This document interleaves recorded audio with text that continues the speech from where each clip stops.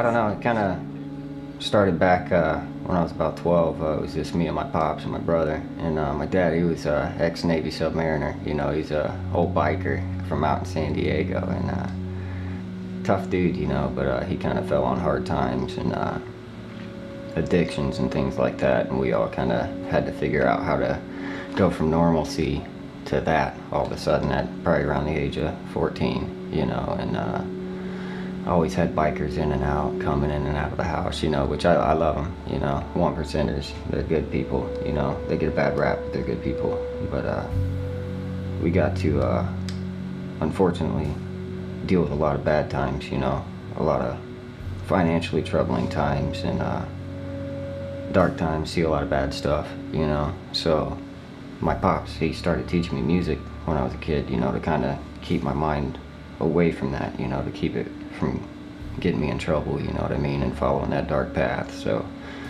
he kind of took on all the madness himself and let it consume him, you know, just to keep us out of the fire, you know. And we grew up rough and we grew up really fast, and I don't know, you know, it kind of shaped my music into what it is today, you know, so.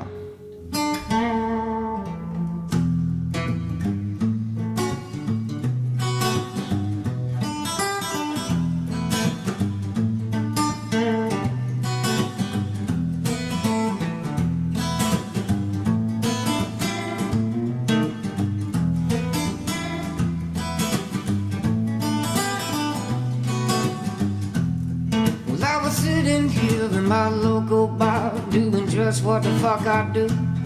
With some 6'19", tall kind of brick, tried to come a fuck with my afternoon. Well, I was sitting on the stage with some paint on a page, just about to slip up into a groove.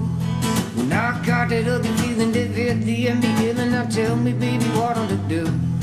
You see, I got this 45, and baby, yeah, I've been putting in work. And bitches gone talking shit. Best believe some bitches gonna get hurt. I got my 45, and baby, yeah, I've been putting in work. If bitches come talking shit, best believe your ass is gonna leave breathing the dirt.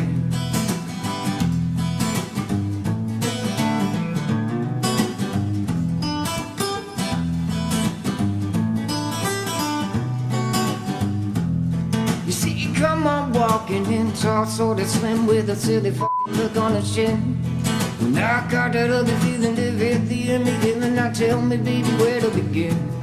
He said, now how do you survive weighing 135 in a city where the skinny bitches die?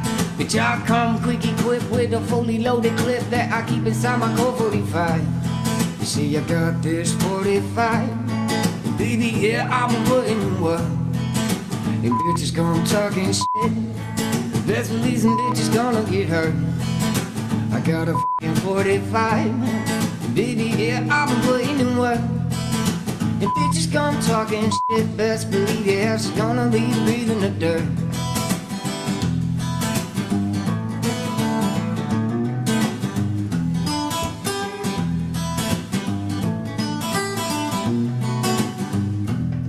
You said you talk a lot of shit for a skinny white boy, it's a wonder how it is you're alive. Bitch, I do what I does when it doesn't need be done, and if you wanna we can take it outside. So I step outside walking hard as hell with my Death Eater on my hip. And I jerk that smoke wagon quicker than the motherfucker pressed it cold to its lip. I said, you see my 45? Well, baby, yes, I'm putting in work. And bitches gonna talking shit, best believe some bitches gonna get hurt. I got a fucking 45, baby, yeah, I've been putting in work. If bitches come talking shit, best believe your ass is gonna leave breathing the dirt. It definitely got me out of trouble. I mean, I used to get in fights all the time before I learned music, you know. Before I ended up taking that aggression out on the wood and steel, you know, I'd take it out on people, you know, because I didn't understand what was going on in me, you know, and that helped me find it. It helped me find an outlet, you know, positive outlet rather than, and it also gives you some worth, you know. It gives you some worth when you get out there and you create something and somebody likes it.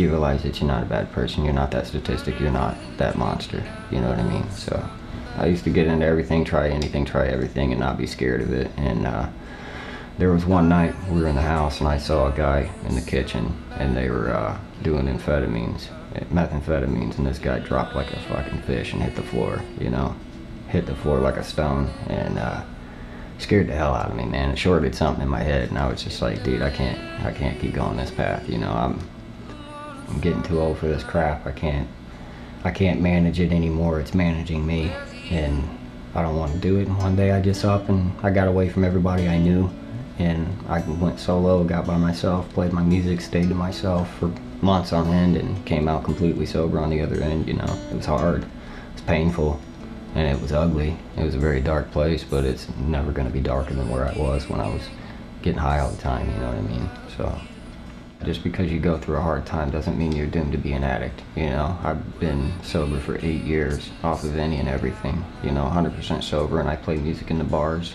5 nights a week, you know, and it's just where your mind's at, you know. You can't let people tell you where you're gonna end up. You can't let people tell you that you're gonna be this mess of a human being, or else that's exactly what you're gonna be, you know. You can't put that blame on there and use everything that's happened in your life as a scapegoat, that you're just gonna be a monster.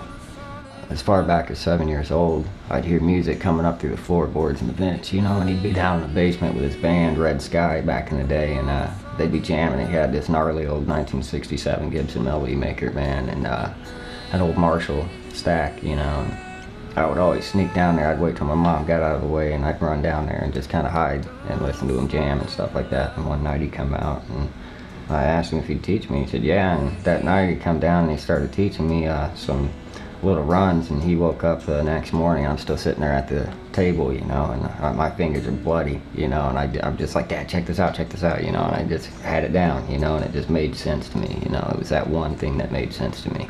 You put your fingers here, you hit here, and it makes a beautiful sound, you know. So it was pretty cool, man. I was hooked from then, you know, and that's what it's always been. No, he died actually, sadly, he died of complications to his kidneys in a motel room one night last year, actually year before last. Unexpectedly, he was just over at my house the day before having a beer, you know, with my brother, and they were both in between places, and they were staying at this motel over in Speedway, and my brother woke up in the morning and found him dead, you know. And it's if anything can rattle your chest, it would be that, you know. I mean, it still hasn't hit me, still haven't cried. I don't know why, but I just know he's a piece. But something like that is just let you know that you made the right choice to get away from the drugs and the party life and everything like that, because it will end you. I mean, that guy was like a brother to me, man. I mean, I know that sounds weird because he was my dad, but I mean, we did everything together. That dude brought me through the fire and kept me from the hell, you know, kept the dogs at bay, and I will forever be grateful for that, because without music I'd probably be a junkie somewhere, honestly, dude, or dead, you know. So I'm very thankful for him. He's a hell of a dude. He was a great guy, military man. I mean, he when the draft came around, this guy literally went in and signed up. Went into the Navy, tested out high. Dude had a ridiculous IQ of like 160 something, and they threw him in the nuclear program, and he worked on nuclear reactors in a submarine, you know. So I mean, the dude's he was a genius, but he just let his madness get a hold of him, you know. Let life kick his ass, and I hate that for him, because he was a great dude, yeah.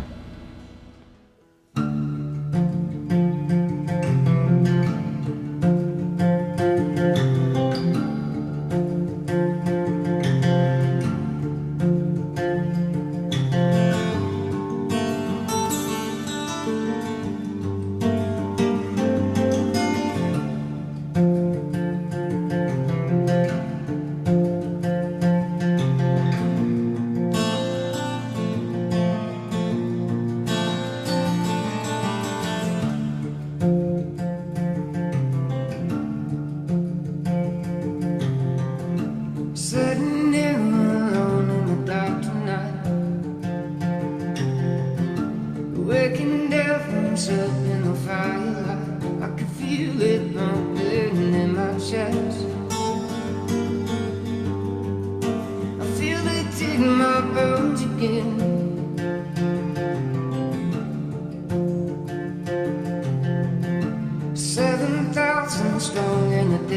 night.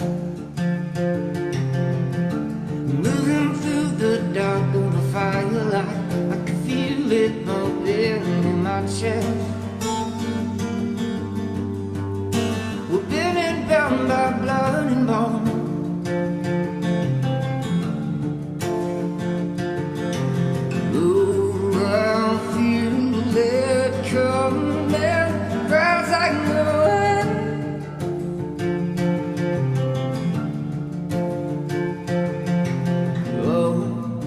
We stood there unafraid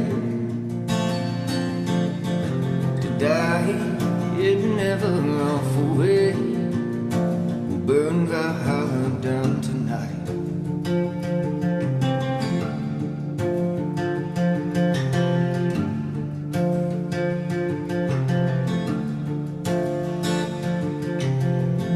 So call my name aloud, let there be war. In the dark where we live, oh the hell of dawns, I can feel it pumping in my chest. I feel it till my bones again.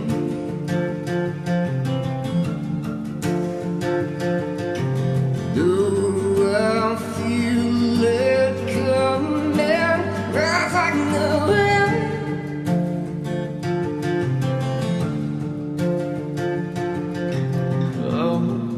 Yeah, we stood there unafraid to die, it never off away. We'll burn the house down tonight.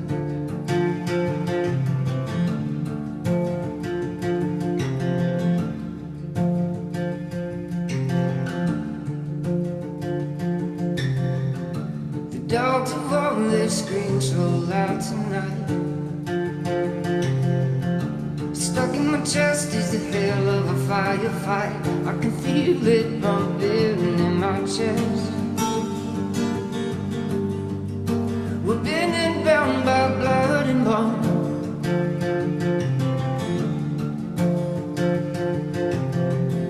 The Valkyries are swarming overhead.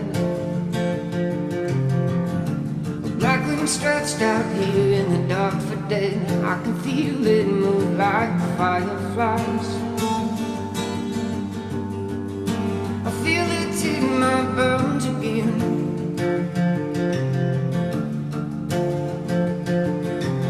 Do I feel it coming, rise like the wind.